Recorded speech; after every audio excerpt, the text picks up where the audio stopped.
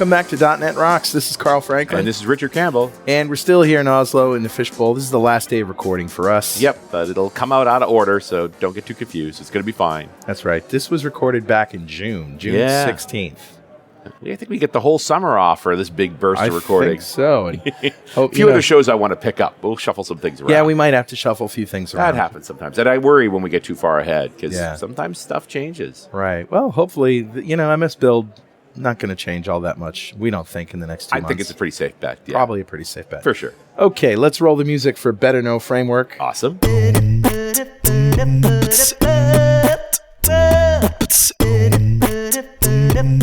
All right, dude, what do you got? Daniel's looking at us like we got two heads. He's like got a grin on his face. It's like, what's up with these guys? Oh, well, I was just going to say, MSBuild has changed quite a bit in the past year. Yeah. All right, save it for the show. All right, we'll find out. Good. We'll find out exactly what he means. But let me tell you about another James Montemagno Xamarin plugin. Oh, yeah, you got a bunch from him. The plugin model is really great because rather than having to do all this native code on each platform to handle sensors and whatnot and all this stuff, you just have one PCL project that actually it's a project that you load in each particular platform project. Right. But essentially it's just NuGet, and then you control it all in the PCL class and you get all the stuff for free. Nice. So this one is the geolocator plugin. Oh, okay. So it's basically all the GPS stuff. Right. Without having to go down and deal with the native platform. That's specific to the given platform, Exactly. right? It's just an abstraction over top of all that. Yeah, and you're only dealing with it in the UI layer anyway. Right. So you just make a call to it and you've got it. That's nice. They're just turning this into Windows Forms for mobile, It's really Is that a product name yet? I continuously call Xamarin Forms Windows Forms. Do you really? I do. And it's just out of habit because, back in the day, we did so Okay. much Windows Forms. I don't think that's right. It's not right, of course, but that's why it's funny. Absolutely. Anyway, know it, learn it, love it, the geolocator plugin. Love it. Yeah, who's talking to us? Grabbed a comment off of show 1432, which we did back in April of 2017, just not that long ago, with Donovan Brown, where we were talking about DevOps pipelines. Remember when he did that talk at Build where he did 5 pipelines in 1 hour? He's amazing. He's an animal. Yeah. It's crazy. Anyway, great comment here from Mike, who said, the most impactful thing I've heard on the show was Donovan saying, stop asking permission, just go do the right thing. Yeah. I'm sitting on an old app that was designed around a 2-month waterfall release cycle. The risk involved in pushing 2 months worth of work versus 2 to 3 weeks in an agile cycle must be exponentially higher. No, the more code you change, higher risk it is. We have had issues almost every release. I stay up for 24 to 48 hours on release weekends. I've been pleading with my managers to give us the budget to set up continuous integration, continuous delivery pipelines, but the typical response is what you get at a Fortune 500 company. Yeah. Why would I change anything? Right. They're not the ones staying up for a whole weekend every time they deploy. Why would they care? And they say things like the lines of business don't want it, it doesn't add value, but it's my weekends and weeknights, so I'm just going to work some overtime and get it done. Okay. Thank you guys for this one. Yeah. Dude, thank you. Thank you. And in fact, to keep you awake while you're getting it done, I'm going to send you a .NET Rocks mug you can fill with coffee. Yeah. And if you'd like a .NET Rocks mug, write a comment on the website at .NETRocks.com or via any of our social media, because we publish every show to Facebook and Google+. And if you comment there and we read it on the show, we'll send you a mug. And follow us on Twitter. I'm at Carl Franklin. He's at Rich Campbell. Send us a tweet. You always have our permission. Always. Always. All right, let's bring on Daniel Plaisted. He is here with us today talking about MSBuild. Since joining Microsoft in 2008, Daniel has worked on the Managed Extensibility Framework, or MEF, portable class libraries, and the .NET Framework. He loves .NET and open source and has created a couple portable OSS libraries, PCL storage, and PCL testing. He's presented at various conferences, including Microsoft Build, Microsoft TechEd, Xamarin Evolve, and .NET Fringe. In his free time, he enjoys computer games, reading, hiking, juggling also, and footbagging, otherwise known as hacky sack. Love me some hacky sack. Yeah, welcome. Thanks. A MEF guy. Yep. Yeah. I thought this was like just you and Glenn Block. Yeah. Nick Blumhart was right. here. Oh, He left yeah. this morning, and we were walking around Oslo on Monday, I think. Mm-hmm. And there was a sign that said MEF outside of a store or something with a gear logo. And so we took a selfie there. And That's posted on awesome. That's Twitter. pretty funny. Whatever happened to MEF? Where is MEF these days? Well, there's 3 versions of MEF. Right. Yeah. We wrote it, and then Nick rewrote it, and then I think it was Andrew Arnott rewrote it for Visual Studio. Mm-hmm. All 3 versions are actually open source now. Wow. It's not a bad thing. No, that's great, but it's kind of, you don't know which one to pick. Yeah. Right. Yeah. Do they all do different things? Yeah, they're all subtly different. Why 3 versions then? Oh, man. The first one was really optimized for Visual Studio, and the concerns there were startup. And then we started thinking, well, ASP.NET, that's where dependency injection and IOC containers are generally used, and they care a lot about throughput. Yep. And so Nick wrote what we called MEF2 with optimized in that in mind, so that you could create a whole lot of object graphs really quick. And the first one, you would pay some cost for doing expression compilation. Yeah. But then subsequently, the object creation was basically as fast as it could be. It would be basically the same speed as if you hadn't used an IOC container, if you had just written the code to new everything up. Right. And then the third version was for Visual Studio. They needed some more hooks features. They needed to optimize it, and it ended up supporting the parts from both MEF-v1 and MEF-v2. Oh, man. Okay. Well, anyway. That's what happens. Yeah. Specialty. So let's talk MSBuild. You said it's changed a lot in the last year. Yep. Hope it doesn't change too much in the next 2 months, or we're going to have to have you back. Yeah, I'd be happy to come back. But no, I think we released Visual Studio 2017 sometime earlier this year. Right. Yeah. And we're going to release Update 3 in a couple of months, I think. Yeah. And so that'll be out by the time this podcast is out, I think. Cool. And so, I may touch on some stuff that was in the VS 2017 release and some stuff that we're still working on or is almost done for the Update 3. But yeah, we kind of know what's going to happen over the next few months. Is it building just building? Why do you need to keep updating? What's going on? Well, where should I start? Yeah, so a lot of people, they just use Visual Studio, and that's great. And they don't really interact with MSBuild very much at all. Right. And that's fine. So they will probably not notice anything different. All right. Great. Love but everything about that. There are some people who need to extend the build, and there are some people who want to edit their project files and have a good experience there. And the background to the changes that we've made is that we were on this whole .NET Core and .NET Standard journey, creating a cross-platform open source version of .NET from scratch. Right. And a lot of what that was inspired by, the development experience, was tools like Node.js, where it's very simple. You can get started with just a text editor, and you install one thing, you run it. Text editor for your project files, text editor for your code. Yeah. Very, very simple. And so we were trying to match that experience. Sure. And at the time we were writing that, MSBuild was not cross-platform and was not open source. So we ended up not using MSBuild and came up with a completely new project format and a build system. And the project format was project.json. Mm-hmm. And it had some really nice characteristics. It was very, very simple.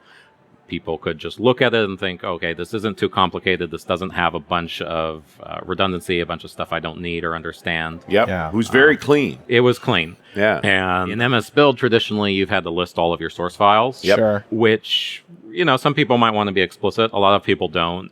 And then sometimes, especially if there was metadata on them, then if you had multiple people editing the same file, you'd have merge conflicts. Well, multiple people editing the same project. So I added this source file, you had added this source file. Right. It's an XML file, and in some cases, it didn't merge well. Right. Okay. And there was a bunch of folks that were trying to, you can always find blog posts on going from Project JSON to MSBuild. Like, it was a big deal, but it's kind of over now, right? They're back at CS Proj again. Yes. That wasn't the only thing. There were a bunch of benefits. It could create NuGet packages easily. You could target multiple frameworks. You're talking about Xamarin plugins. Yeah. It could do that type of thing with just one project. So when you write a Xamarin plugin, you have to compile for each platform you support, and then you have to have the PCL, which is the interface. And so traditionally, you would have had a separate project for each of those, and you would have linked source code between them. So Project JSON had a way of just saying, okay, I have this project. I want to compile it for .NET Framework and for .NET Core, and if it supported Xamarin, and Portable, and all of that stuff. So it had some great advantages. But about a year ago, or a little bit more, I think it was April-ish of 2016, we realized that we were going to have to switch to MSBuild. For better or worse. And there were good reasons for that. Mm-hmm. We had acquired Xamarin. Yep. And we were worried more about interoperability and of the different .NET platforms. Right. And .NET Standard is kind of like the next version of PCLs. That's how I think about it. It's the replacement for portable class libraries. Sure. But it's basically the same thing, but better. Mm-hmm. But we wanted everyone to be writing .NET Standard projects. But you have to be able to reference your .NET Standard project from a .NET Core project, sure, as well as a .NET Framework project and a Xamarin project and a UWP project. But when we had these two different project formats, referencing from one to another did not work well. Ooh. And we tried to make it work, and it kind of did. But that was one issue that we said, this isn't working well. And then we just have tooling. We have tooling in Visual Studio. Visual Studio understands MSBuild. And to support Project JSON, we basically rewrote a lot of that project system tooling to understand Project JSON. But different plugins and extensions to Visual Studio wouldn't work with that new thing. There's other IDEs that wouldn't understand Project JSON. There's VS Code, Xamarin, or now Visual Studio for Mac, I guess. It's got to be tough after putting so much energy into Project JSON. Oh, yeah. I mean, you basically had to revert. Yeah, it was a big change of direction, and that's the way development sometimes goes. And this was, you also worked on MEF. You know about pain. Yeah, I do. The thing was, it was development in the open. Yeah, so we made this decision, and pretty soon afterwards, like a matter of weeks, we announced that, hey, there's this big change of direction. We're going to MSBuild. And I gave a presentation here, and I showed on a slide I had Project JSON. Yep. And then on the next slide I had file new project, Project Build, console application. Yeah. And I showed the project file of that, and it fills the slide. It's super verbose. And so when the people who love this very simple project format heard that we were going to MSBuild, that's what they had in mind. Yeah. And we said that, we know Project JSON is great. We're going to take all of the benefits of Project JSON and bring them to MSBuild. Nice. But we hadn't done that. We hadn't really worked out exactly how we were going to do that. So all we could say was, trust us. It's going to be good. It'll be great. Right. Judging from the reactions, a lot of people didn't believe us. Yeah. So that's what we've been doing over the past year or a little bit more. Right. Is figuring out how do we make MSBuild better? How do we get all of these advantages that Project JSON had back into MSBuild? And for 2017, you put MSBuild back into play because we fixed a whole bunch of problems, but it is an ugly project file. You are working towards making a better project file. So as of VS 2017, there is the better project file. Okay, so now, it is better. The context of this is that, this was .NET Core and .NET Standard. Right. So if you create a new .NET Framework project, or a Xamarin project, or anything else, you'll still get the old project file format. Okay. If you say new console application for .NET Core, a new .NET Standard library, you'll get these new clean project files. Nice. You can use them when you're targeting .NET Framework, but not everything will work if you are doing kind of some of the other application models like WPF or Windows Forms. Yeah, you don't know what work. dependency those guys necessarily are looking for out of your MSBuild file. It's not... Probably they'll build. Right. It's more about the Visual Studio project system, and so the designers and tooling and stuff in Visual Studio probably won't work. But so we do want to bring this to more projects over time. But right now it's mainly for .NET Core and .NET Standard. Okay. Yeah. I was aware of the thing when it was going on, and so I understand how we got here, but it's got to be frustrating too. Well, I'm really happy with where we ended up. Yeah. I didn't know how far we would be able to get, what it would end up looking like, but it's better than expected, huh? It is. So it's still XML. Yep. So sorry if you don't like XML. A little bit of angle brackets. That's how it's going to be. But the basic project file is the only real piece of information you need is what is my target framework. Right. Yeah. And then you have a project tag. You have a SDK attribute on the project tag that's Microsoft.NET.SDK, and then you have, MSBuild, it's still MSBuild, so you have a property group. Inside that, you have a property that says target framework, and it says NetCore App 2.0, or, Net Standard, whatever. It's better. Cool. Yeah. Yep. Yeah. It's exciting. It's at least progress. The other aspect of this, of course, besides the project file itself, is just this whole DevOps workflows. I mean, I referenced Donovan's show because there was so much emphasis on, if you're just building from Studio, that's fine. But if you really want to automate, you've got to be doing CLI level calls, right? Line calls and execution pipelines, and MSBuild has to play ball in that. It can. Right. MSBuild is very powerful and very extensible. Mm-hmm. So you can certainly do that, and some people do, and it works great. Now, we've made the project file format very simple. When you want to extend the build and have this customized pipeline, all that power is there. Yep.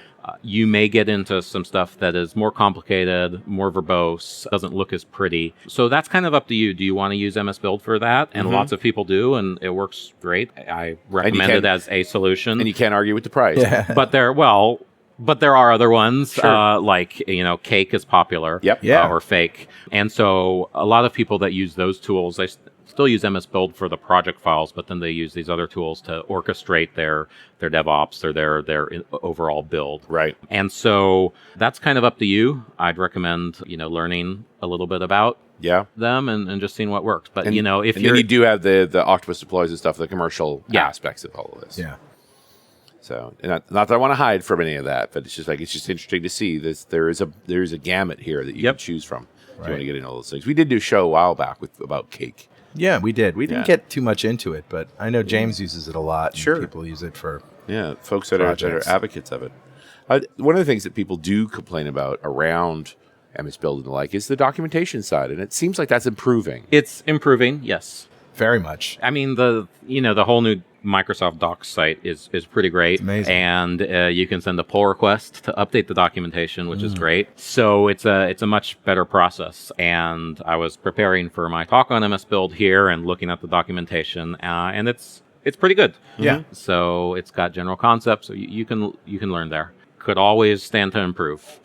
Always. And I think it will. Yeah, the new doc. What's funny right now, of course, is there's a schism. There's the old docs for Visual Studio 2015 and back. Yeah. And then we have the new docs for Visual 2017, although they're getting better about making sure there's links between them so folks can find their ways. Yeah, for MSBuild particularly, there's a couple of the doc pages that I generally refer to, like built-in properties of MSBuild, for example. And so I searched for one of those, and I think that gave me MSDN as the result. And I said, this isn't where I really want to find this. So I went and found it on the docs site. So yeah. We still have these battles. It's interesting how hard search is. I hate to admit how many times I actually go to Google and go site:/Microsoft.com and then do the search to actually find things. Are there any new challenges that, as a user, we need to know about MSBuild in .NET Core land? Well, so in order to have these very simple project files, the philosophy that we had was basically sensible defaults that you could override if necessary. So if the default behavior is not something you want, then you may need to know how to disable those defaults. So by default, we include all of the source files recursively in your project folder. If you don't want that, then you can disable that. But you need to know, set this property to false, enable default items to false. Okay. And then we won't give you all of those automatically. And that's something we didn't have to do before? Well, you had to list them explicitly before. So it kind of depends. Are you using Visual Studio? Yeah. Or are you editing the project file yourself? If you're using Visual Studio, you don't see the project file, and so not much has changed. Though I should say, with these new projects, you can now edit the project file in Visual Studio without unloading the project, which is really great. So instead of right-clicking on the project and saying unload, and then saying edit the project file, you just right-click and say edit the CS proj.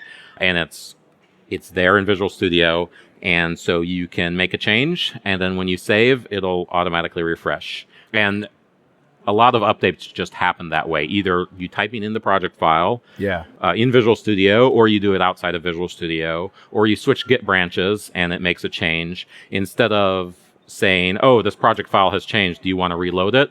Most of the time, it'll just automatically reload your project. You'll see the changes show up.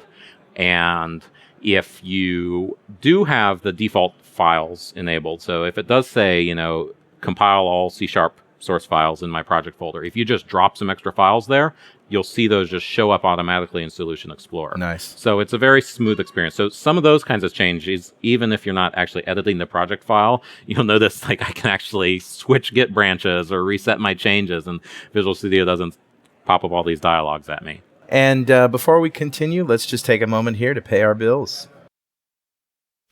This episode of .NET Rocks is made possible in part by Windows on the Google Cloud Platform. What? Isn't this a .NET show? Yeah, .NET runs on the Google Cloud Platform, man. Everything in .NET? You bet. All the .NET Core libraries and more, including 200 plus Google.com and cloud services. Hey, John Skeet's behind it. He's a genius. The John Skeet? The Rescue the Princess John Skeet from Stack Overflow? Yeah, the one and only. You can deploy your ASP.NET Windows apps to Compute Engine or your ASP.NET Core apps to App Engine or Container Engine, which is Google's hosted Kubernetes environment, and it runs like, well, Google. What about Visual Studio integration? Oh, it's there. I'm reading it now. You can use Visual Studio to manage your GCP resources and deploy your existing apps. Yep. You can get stack driver logging, error reporting, and tracing support for .NET and .NET Core. Also, there are PowerShell commandlets for GCP, which run on Windows and Linux. And if you need help, there are a great set of partners to get workloads to GCP, including Capgemini, Nudezic, and Magenic. So go to gcp.netrocks.com and get your free trial today. .NET on Google. Who knew? And we're back. You're listening to .NET Rocks. This is Carl Franklin and Richard Campbell. We're talking to Daniel Plaisted about MSBuild and all the new cool features. Yep. Were most of the changes that you made, dealing with the project file side of Visual Studio? Like we at the top of the show, we were trying to talk about this. Well, a lot's happened recently. That's the main issue. The core build engine's not that different? We have made some changes to the core build engine in support of this. Right. So we've shipped a new experience. Right.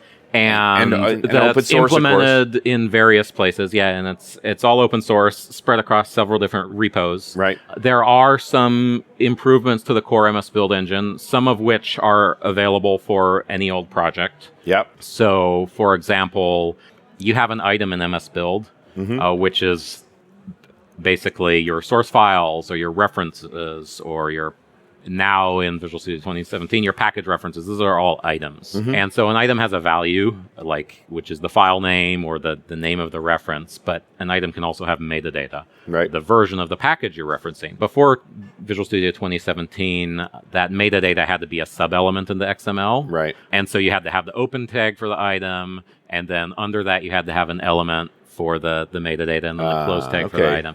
Now you can express that metadata as an attribute on the item. So you have just one tag. You're making things a little terser. Yeah. So that we did that mainly because we were going to use this for package references. Sure. So we wanted you to be able to say package reference include equal newtonsoft.json version equals 10.0.2. Yeah. Close tag. And so that's nice and succinct. It also makes sure that you don't run around without a version number on a given tag. It doesn't do that. I mean, it's up to you. You will get an error somewhere along the line if you need that. But I just like the idea that you have that association right then and there. It's part of the same tag.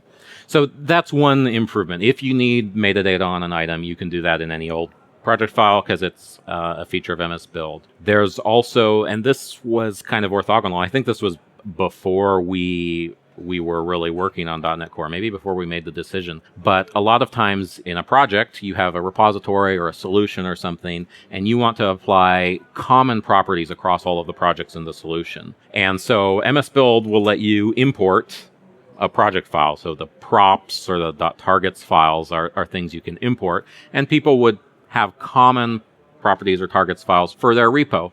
But they had to import those explicitly, and if you don't know how high up is in the tree, what you really wanted to do is say, walk up the directory tree to look for a file with this name, and when you find it, import it. And you could do that, and we did that, but the syntax was very, very verbose and ugly. Yeah. So now MSBuild knows about files called directory.build.props and directory.build.targets. And so you can just drop one of those files at the root of your repo, and MSBuild will automatically import that. Nice. So whenever you want common properties or common targets or anything, any common MSBuild stuff, you can just easily put it there. Just put it there and it goes. Yeah. do recall one of the reasons you use command line to call MSBuild rather than just do stuff through Visual Studio is to get to the 64-bit version of Build. But you virtually never need to do that. Oh, I don't even know about that. I can check right here. Yeah, I mean, it's only near as I can tell, the only reason is you have a build process that during that process is going to consume more than 4 gigs of RAM. Yeah. And if you're doing that, it's like, what are you building? That is a big app. But there are big solutions out there. Yeah. And it's not necessarily that the app is more than 4 gigs, but that the build process, there's what lots you of have data to have that in goes memory along. is that consumptive. I've talked to folks that have done it, and I'm like, why? What's going on? 64-bit is a funny critter that, on one hand, you're like, I want everything to be 64-bit. It's like, do you really? Yeah. So really all you get is addressing more than 4 gigs of RAM. Yep. And why? Well, some people always need it. But, on the topic of different versions of MSBuild, beyond 64 and 32-bit, we have the .NET Core version of MSBuild. Right. So we have MSBuild that comes with Visual Studio. Yep.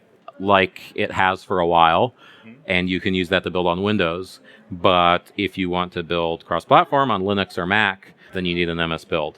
And so we have the .NET Core SDK.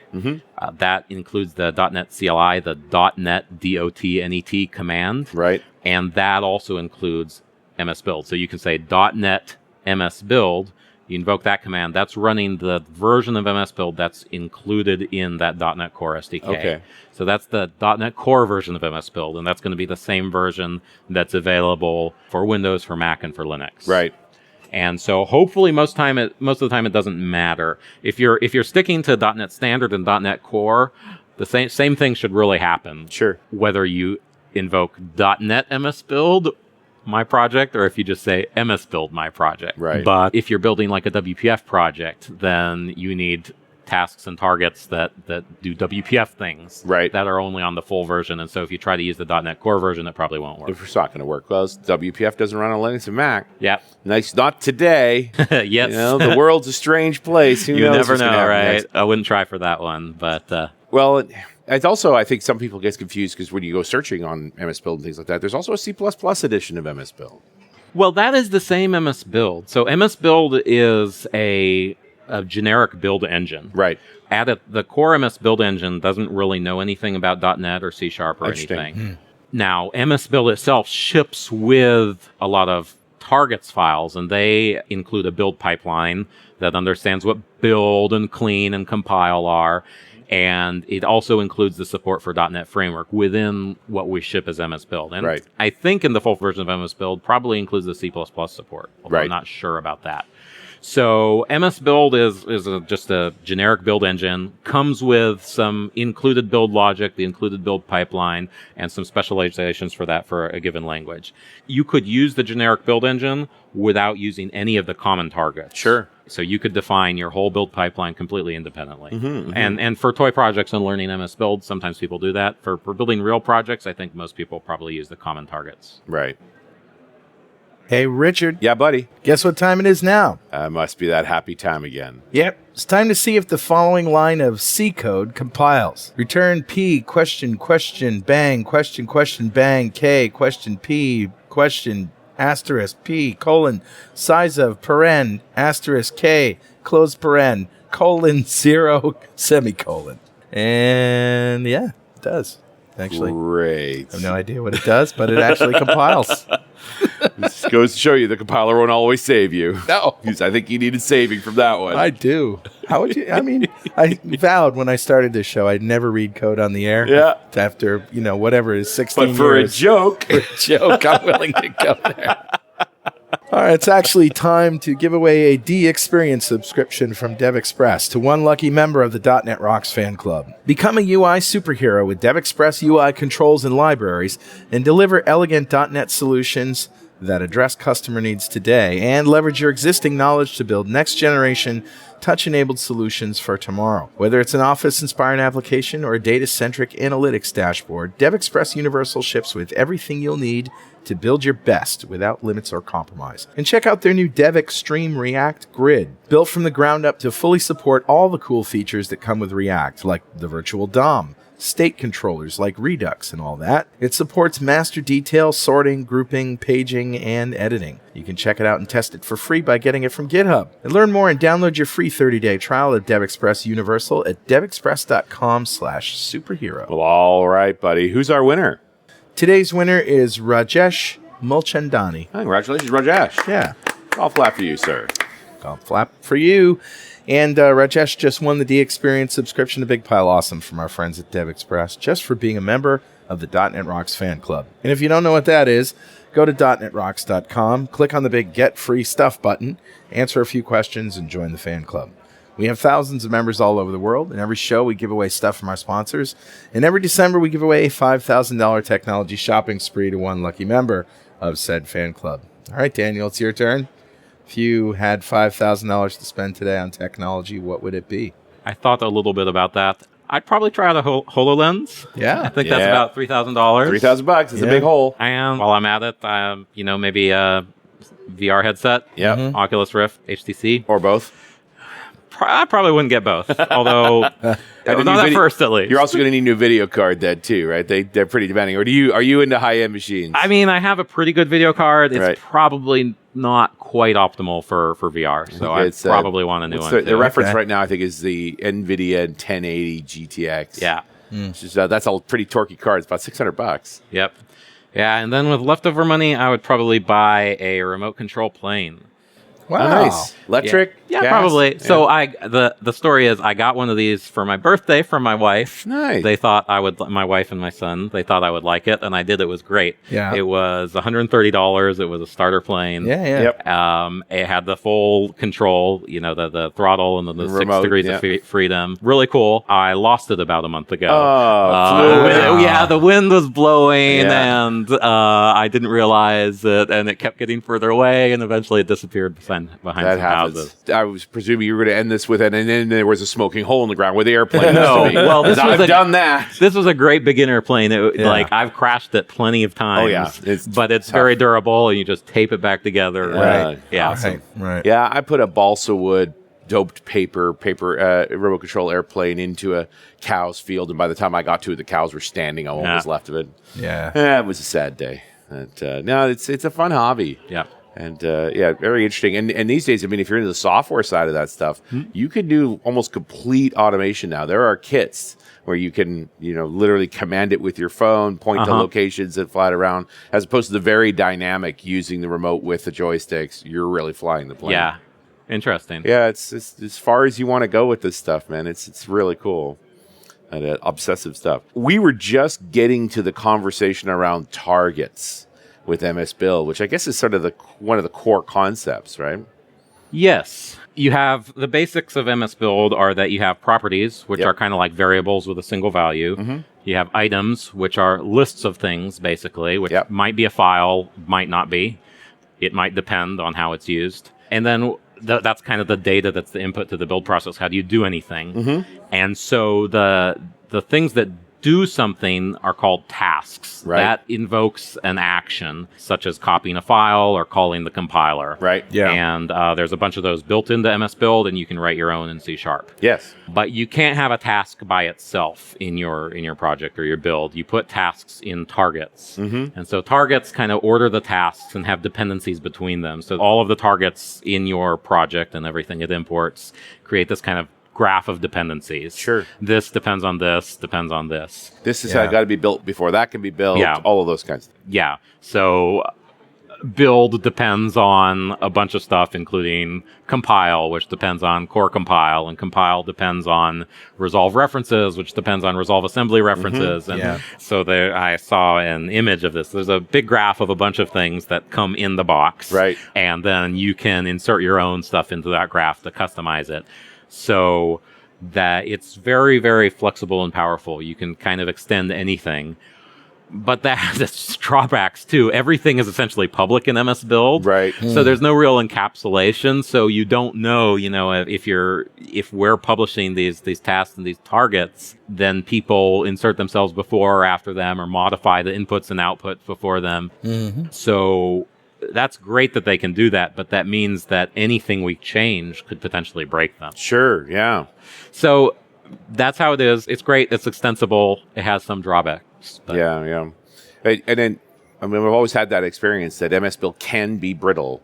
Like, if you're not careful what you're changing and checking carefully, you will get surprised sometimes. Yes, and it's been hard to figure out what's going on. Yeah. It doesn't fail elegantly when it fails. It just fails. Well, it depends. I mean, it may print out an error that says this target failed because of this. And why? Well, why wasn't this file there? Why did this property have this value? They're subtle. So, but there are ways you can figure that out, and it's gotten a lot better this year. Yeah. So the first thing to know is pre-processing. Mm-hmm. So MSBuild /pp : myfile.xml. Right. That will not build your project. That will take your project and walk through all of the imports and produce a flat file, so that all of the common targets, everything that's imported, will be in one file. So then you can inspect and see, this is all of the stuff that affected my build. So if you want to know what was changing this property or setting this property, you can search through that and you can find, in this common target, it's set here or it's used like that. Interesting. So that's very helpful when you want to get into deep. You're using some build logic that you don't understand. You want to figure out how it works without manually saying, okay, this imported this thing, and I'm going to go find that on disk and walk through look each through file. it manually. Just being able to have that whole list broken down into one easy chunk. Although it's longer than you think, too. Yeah, it's super long. And so usually what I do is I look, I do a search for the thing that I'm looking for, and then I find it. And the format of this preprocessed file is it prints these, it tells you where it is. So when it does an import, it'll have a comment that says, okay, there was this import and it imported this file. And so now you're in this file until it gets to the next one. So then I'll scroll up and try to find it. And there's this big long dashes that kind of separates the jumps between the files. So I scroll up until I find one of those. And then I say, okay, I was in this file. That's where that logic was. Is that file XML at that point still? Yes. Do you have a favorite XML viewer that's actually got some smarts around opening and closing tags, that kind of thing? No, I don't. Okay. Visual Studio is pretty good, but it doesn't do that collapsing. Yeah. And I've done it in IE for crying out loud. Right? VS Code, IE collapses it, but is not as good in other ways. Got its own problems. Searches. Yeah. I'm glad you don't have one, Daniel. Well, there probably is is not just one. Me. So I try to avoid XML at all costs these days. Diagnosing a build process, like, this is just it's not a fun problem, and I always feel like building in general is treated kind of badly. Like, it's sort of a who drew the short straw? You've got the build problems. Yep. You can do the pre-processing, and then you can also have a log file. And traditionally, like a log file, you've got command line options to say generate a log file. And you probably want the diagnostic verbosity because that includes everything and you might need it. But that's just a big, long text file. Huge. And it's huge. Hard to diagnose problems with that. What do you do? You go to the bottom where it failed and work your way back up. Yeah, or you search, but it's hard. I've done that. But now we have binary logging or structured logging. So what you want to search for is MSBuild structured log. I'm looking that up, This is a tool that someone from Microsoft, who I was on the MSBuild team for a while. I think maybe now he works for Xamarin, or I don't. Anyway, Kirill Osenkov. Yeah, I found him. He's a great guy. He wrote a custom logger for MSBuild. So MSBuild is extensible in various ways, and you can have your own custom logger. So he wrote a logger that instead of writing to a text file, would write to this binary format, which preserves the structure of the data. Interesting. And then he wrote a viewer for that. So you can actually view this. You can see the log file. You can see the tree of the targets that were executed. Yeah. This looks nice. And it's a tree view. You can expand properties. You can expand the items and then expand to the metadata. So it's really great, and you can search through it. I wish I knew about this. Kirill, thank you. Yes. If you're listening. So I think it's maybe a year old, and now, so that was a custom logger that you could add. Right. Now in update 3 to Visual Studio, there is built-in support for binary logging. Okay. So you can just add /BL on the MSBuild command line, and that will create a binlog file, msbuild.binlog by default. Okay. And so that has all of this rich information, and then you can use this MSBuild structured log viewer, which he wrote, to view it, and it's great. It helps a lot. Interesting. Awesome. Okay. Yeah, I'll definitely make some notes on that. And I'm glad to hear that. Like, just build pipelines are getting longer. They're getting more complicated. This is where, again, we tend to just okay, the free tool's not enough. I'm going to go to the commercial tool. So it's nice to see you digging into these kinds of problems with us. Yeah, I've got to admit that for .NET Core and .NET Standard, I don't know if the pipeline, we've added some stuff to the pipeline, but we've just added a whole bunch more data that gets passed around. So Sure. If you do like a verbose log on a .NET Core project, It's lengthy. you will see that it's quite big because there's all of these NuGet packages and all of the Yeah. files in them, and they all get processed through this pipeline through several different item lists. Yeah. Some of that stuff hopefully will improve a bit, but You guys have been, just like the whole .NET team has, going to core, going cross-platform. Like, I understand why you focused on what you need to focus on, because we needed that. And I'm glad there's been some cycles to help us understand, as these build processes are getting bigger and bigger, where we're having problems, how to diagnose them, and so forth. So, but I totally get what you guys are covering. It's not like you get more people to deal with that. It's all the same guys. mostly, yeah. We hire, You'd like to hire more. Yeah. And Kirill got away from you? Oh, well, I think he is working for something on Xamarin because he did a real cool prototype or something and said, "Hey, we want to try that." That's awesome. So I think he's working on that. That's good. Well, at least you can still call him. But he's like, there were some bugs in his structured log viewer. Oh, yeah. Which I reported, and just this morning I saw that he had fixed some of No them. kidding. So I love that. Yeah, That's awesome.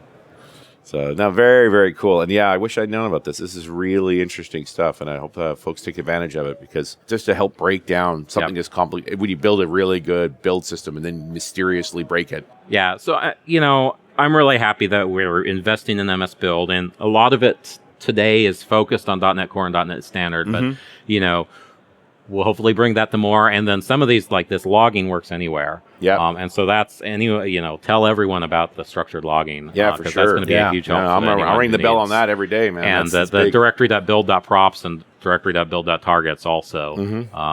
Anyone who has a repo and wants to have common logic, that'll probably be helpful for them. Yeah. Any other tidbits, things people need to know if you're just getting up? I have a question. You want to take that? Go. Yeah. The reason that I haven't been asking a lot of questions is because I just use Visual Studio. And I'm probably like, the 90% of people who don't pay attention to what happens under the hood. Is there anything that guys like me need to know about MSBuild in the new world of .NET Core and .NET Standard? Or is Visual Studio pretty much abstracting it all away from me? So Visual Studio will still abstract it away from you generally if you're doing the same things that you've always done. Right. Some of the new stuff that we've added, you might need to edit your project file. Yeah. For example, we have support for targeting multiple frameworks at the same time. All right. So you go to the project properties and you got a drop down, and it's a .NET Standard project, and so the drop down shows the versions of .NET Standard. Same with .NET Core, .NET Framework. It'll just show the versions of that framework.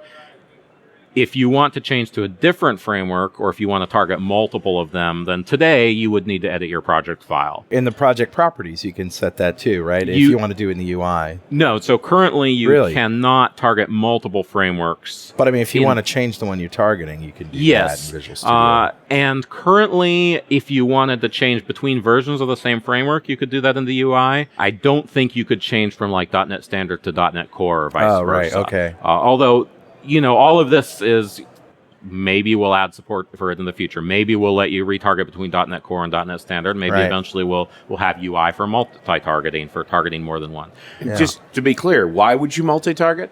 So when you want to compile the same code for multiple platforms. Right. Like an assembly, for example, something that isn't particular to it, like a PCL assembly or something. So if it's the exact same code for multiple platforms, then just use .NET Standard. Yeah. But if you want to access platform-specific functionality, if there's a native library that you want to call that's different on each platform, then, and this is the model of Xamarin plugins. Yeah. This is the bait-and-switch model of PCLs. Yeah. And I like that term. Yeah. I think Glenn Block came up with that, and Paul Betts popularized it in the blog post. Cool. The bait and switch. So if you want to do that, you can say, okay, I want to build this project for .NET Framework, for .NET Core, and for .NET Standard. Right. And then you can have conditional compilation for just the implementation pieces that are different. Okay. And then, but the rest of it and your API surface is all shared between those. Right. And I love that idea of one project, multiple targeting. And so like, you that's build very it, compelling. you build the project, and it builds it for all of those target frameworks. Right. And another feature of that was in Project Jason and that we have now is you can pack the project, which means to create a NuGet package out of Right. the project. Previously, to create a NuGet package, you had to author a new spec file. Right. And you had the list. Okay, I want this file to go in there, and it needs to go in this path in the package. And so you had to do that for all the files, and you had to edit the metadata and everything. Right. Now your project file has that information. Nice. Okay. And so you can just say, pack my project, and it'll create the NuGet package for you. If you're multi-targeting, it'll have, lib net46, lib netcore app2o, lib Right. net standard, whatever you're targeting, it'll just build it for you. Fantastic. Nice. Yeah, great answer. Any other little tidbits, folks that are trying to get their heads around MSBuild, like gotchas, things they should look at first, mistakes you're going to make? Not in general. I Okay. would say that if you do have issues or if you think you found a bug, then there are these open source repos. There is. And so that can be a good place to report issues or even just ask questions if something isn't working like you expect it. There's 500 open issues right now on MSBuild. Yeah. Wow. So if it's an MSBuild issue on GitHub, Microsoft/MSBuild is a good place to go. If it's with .NET Core or .NET Standard projects, then probably you want to go to .NET/SDK Right. or .NET/CLI. And so we have, like I said, there's a lot of different repos. Those are the main ones. The CLI and the SDK are the main ones for build support for .NET Core and .NET Standard. Fantastic. And don't worry, just put it in one of them, and if we need to, we'll move it for you. Awesome. Thank you. Daniel, thanks for being with us for this hour. Thank you. It's been Great to fun. talk to you. And we'll see you next time on .NET Rocks.